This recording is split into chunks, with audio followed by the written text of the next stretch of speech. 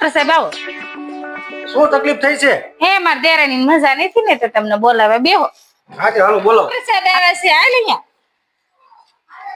બે આને ભૂલવાની બીમારી થઈ ગઈ છે. બધું વસ્તુ ભૂલી જ જાય છે. બધું ભૂલી જ જાય. કરવાનું શું થાય છે? મને શું થાતું મને શું થાય છે બેન?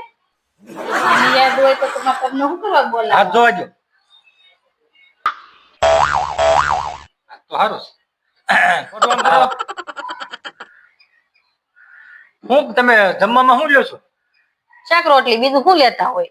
શાક રોટલી જ લઉં ને. તો આ તમને શું થાય? એમ હું શાક રોટલી નથી ખાતી, મેગી ખાય નકરી. તો પણ મેગી નો ખાતા હોય તો પછી ભૂલાઈ જાય ને બધું. નકરી મેગી આ તમને શું થાય છે? એમ બેન મને શું થાવ? તને ખબર નથી? ના હું ભૂલી ગઈ. જો ડોક્ટર જોઈ તમે નજરમાં સામો દાખલો. તો તમને કઈ યાદ જ રહેતું નથી? ના રે ના. હું કોણ છું? મને શું ખબર તમે કોણ છો? એના કોણ છે? ડોક્ટર જેવા છે. હું ડોક્ટર લાગુ છું? તો ડોક્ટર છું હું, તમે તપાસ કરવા આવ્યો છું. હવે તમને આ યાદદાસ્ત શક્તિ કેટલા દિવસ થી વધી ગઈ છે? એ ખબર હોય તો મારી બેન થોડા તમને તેડાવે કા? જોવા દો, તમારો હાથ પાછો જોવા દો.